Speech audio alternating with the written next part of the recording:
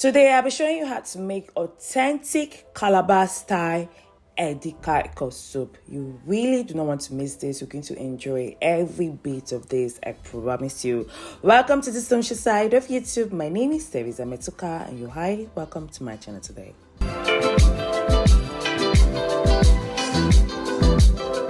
The first thing I'm getting ready is my protein, and I'm using beef. So I just season up my beef with some onions, a seasoning cube, and some salt. And the seasoning cube I made use of is the crayfish one because it's usually ideal when cooking soup. But you can use the chicken one as well. Sometimes I do use the chicken one and it works out fine, but I would advise that you make use of the crayfish one. So the next thing you want to do is just to allow this to cook on low heat in order for the meat to extract its own stock. So the next thing I'm getting ready is my pomo. I just season up with some seasoning cube, onions, some salt, add water and allow that to cook until soft. I do not like to cook my pomo with my beef because I don't like the stock that it extracts. So you can cook yours together with your meat, but that's not what I love to do. I love to cook mine separate. So the next thing I'm getting ready is my fish and stockfish. I just soak in hot water for 5 minutes in order for it to soften. And then the next thing I'm doing is just to debone my fish and remove the side of the fish because that side of the fish can be very sandy and you don't want sand in your soup at all. So make sure you remove the side of the fish and you debone your fish properly and wash it thoroughly. You can wash it like 3 times because of the dirt that it usually has in it. So the next thing you want to do is to my meat is already cooked, so I has already extracted its stock. So I added water into this and it has cooked for a period of time and is almost soft. So that's when I'm adding my fish and my stockfish. The reason why I'm adding my fish here is to intensify the flavor. Trust me, add your fish into your meat and I promise you the stock of your meat will be super rich.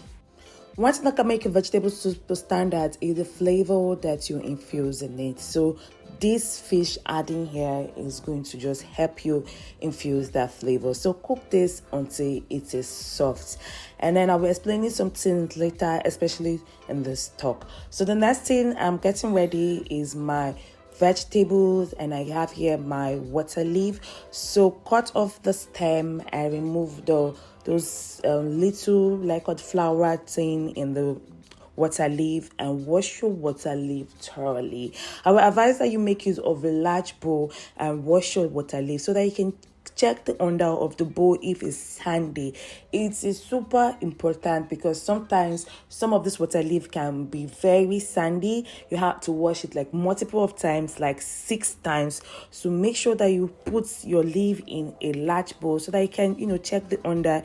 If there is no residue of sand, or you know that you've washed your leaf properly.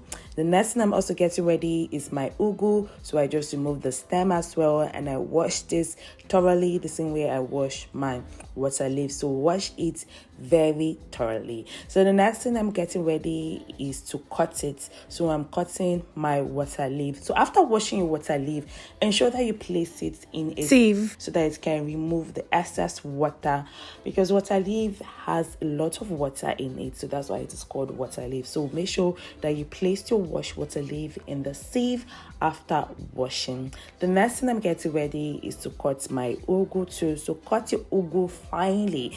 You don't want to cut your ugu in big large chunks. You want to cut it finely because water leaf cooks very fast. So you want your ugu to cook well. So you don't want your water leaf to be soft and then your ugu will be crunchy. No. So make sure you cut your ugu very well. So ensure the other ingredients are ready as well because right now we want to cook our soup and this soup is very quick. So the first thing I'm doing is just to heat up some oil and just to heat it up from like 30 seconds. And then the next thing, this is optional but I highly recommend it, is just to add in your pepper and make use of yellow pepper and just want to cook that for 30 seconds. The reason why I do this is to intensify the flavor. Trust me, when you do that, you're going to take your soup game to another level. And then I added my water leaf.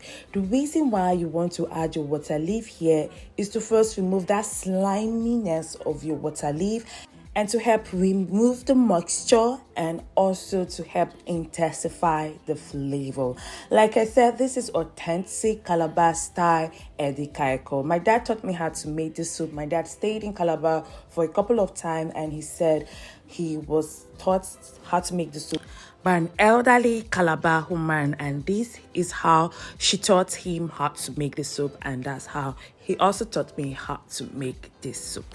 And let me tell you, it's a super delicious when you try it with this method. Just trust me on this. So this is how I've been making this soup for over so many years, and it always worked out fine. My sister was begging me for the soup, and I told her that no, I'm not going to give her the soup. So the next thing I added is my ugu or washed ugu leaf. So that's why I said make sure you chop your ugu leaf very finely so that it's not crunchy, and then your water leaf is cooked. I just only cooked that water leaf as a sea salt. I stirred it. The next thing I added was my ugu, so it didn't cook for so long. The reason why I just took a break, I didn't add all my ugu together, is just want to see the ratio of the ugu and the water leaf. I do not want the water leaf to be more than the ugu, and I don't want the ugu to be more than the water leaf. I want both to be at same quantity, so that's why I didn't add my ugu all at once together, because I want the ratio to be the same. So you just want to stir this for just until everything is well combined. So make sure you don't overcook your vegetables so that it doesn't lose its nutritional value and you don't end up with a soggy soup. If you have any question regarding to this, just comment below. I will definitely respond to it. Like I said, this was taught to me by my dad, and my dad lived in Calabar, and that's how they taught him. So the next thing I added, so if you don't want to add your pepper the way I added mine, you can add your pepper here. I just added some pepper, I added some crayfish, added our pomo and our meat. So like I said, this soup is very fast at this point, so you don't want to be sluggish when you are doing anything. So make sure everything is ready to go in this pot. So one thing you want to be very careful about is your meat stock. Do not add so much meat stock into the soup. Like you can see, there was basically very little meat stock in that I added here. So that's why I make sure that my meat stock is very rich. So do not add too much meat stock so that you don't end up with a soup that is watery, because this is going to cook down and then we're going to see the real water from this soup. And if you've gone to add all the ocean of water in your soup, you're going to end up with a very runny watery soup, and it's just going to dilute the flavor. So once I mixed that, I just added more seasoning cube. I tasted if there is a need for me to add seasoning or salt, so there was no need, so just seasoning cube. Added my washed periwinkle and added more oil. So this soup needs oil, but do not go overboard with the oil, please. Just add oil that is enough that when you look at the soup you can see that there's oil in this, and stir this up very well.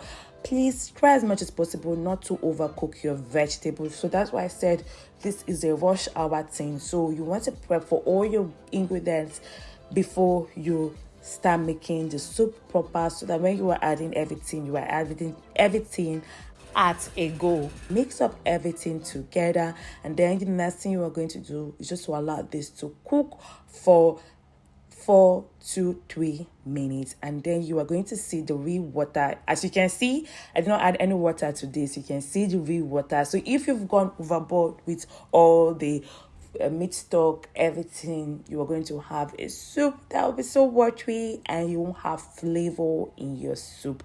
Super delicious. This is actually my favorite soup. I love it so much. Do not forget to like, comment, share, and I hope you're going to try out this recipe. If you do, let me know in the comment section how it turned out to be. This is the authentic way to make Calabar soup. You can ask anyone that is truly Calabar and they'll tell you, yes, she made it the right way. Thank you guys for watching. I'll see you on the other flip side. Bye for now. Lots of kisses.